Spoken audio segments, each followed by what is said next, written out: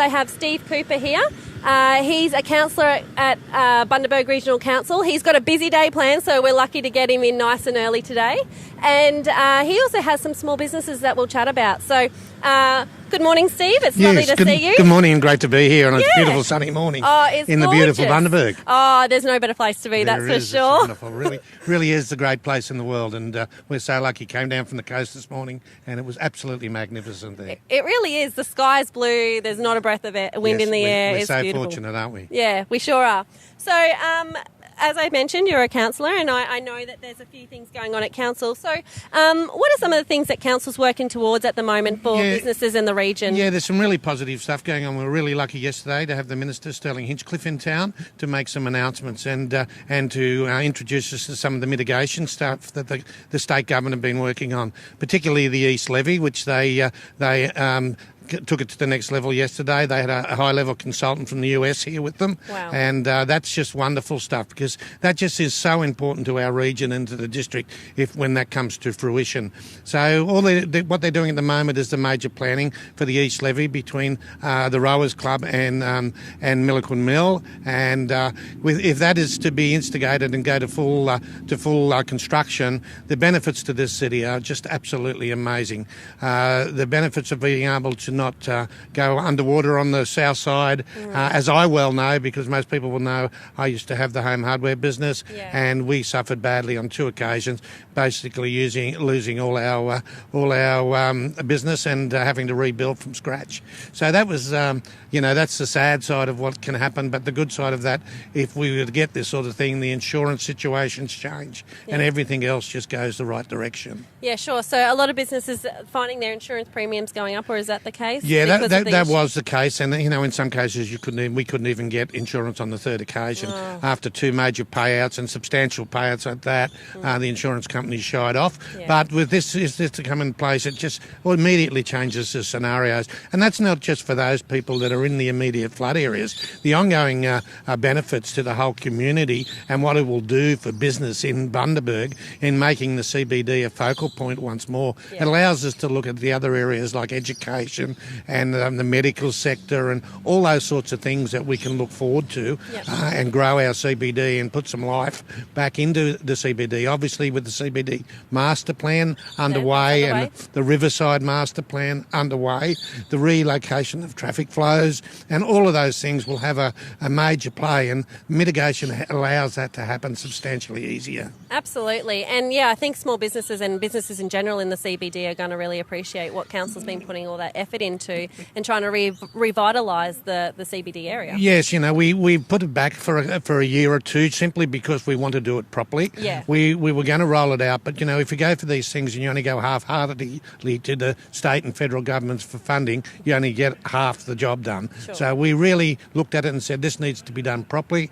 We put it on hold to take it to that next level. That will benefit, and then obviously the council's doing as much as it can to relocate and get as many people back into the CBD, because we're the catalyst, we're the heart of what happens in the town with our employees and the employment sector. So that's just a wonderful part of what we can do to grow the general community. That's great. Thank you. Thanks, Steve, for giving us an update on that. That's really great. And I also know that you also have some small businesses. First, would like to talk about your security business. Yeah, well, we just specialise in CCTV, so we're doing more for small business in CCTV. The whole sector's changed. The big thing these days is that people are looking for security with evidence and proof of misconduct or other instances, either for insurance purposes. Again, it helps in that factor. The police are really interested in having hard, cold information now. Yeah. The days are, yes, well, when you can put a picture to it and a face to an incident, it makes a real difference. So we've been working in that sort of sector for a little while with my partner Phil Ainsworth, so that's been really, really good. We also have a investment in a company called Smarter Farms Australia, where we have a Chinese partner who works with us, with Phil and I, in that side of the business, where we're working in the farming sector. So we're helping out there in smart smart innovation stuff. So they come to us with a concept or an idea, and we try and turn it into the technology and the solutions that they need. And that's all happening here in Bundaberg? That's all happening here in Bundaberg. So that's been really, really interesting. That's been a whole new sphere. One of the projects we've done, we've worked with Bundaberg Sugar on just turning their water winches into being smart winches. We now know where they are, what they're doing, and what the weather conditions are when they're operating. So they're just not pumping water out for pumping water out's sake. Wow. They all talk to the 4G network, and then that information comes back and is collated. So they actually know where they used to have to run backwards and forwards to the pump houses to get them started. They now do it for an app on their mobile phone. So that's just wonderful technology that's available. That's exactly right. Also in the nut industry, we've been helping them as well in the macadamia industry, where just with irrigation aspects of their business and things so that they can monitor their watering processes, count the nuts where they're being gathered from so they know what part of the farm is actually producing and achieving great things for them. So it's very important for them to have good data to get good results, as it is for any small business, as you well know. Yeah, exactly. I was about to say, that's one of the things that we work hard with businesses to make sure that data is available for them to make the right financial decisions or business decisions for their business. So having that data is imperative for business. Absolutely. And, we've been talking with the CBD redevelopment and the people around town about sharing their data and the important things that you can get out of it.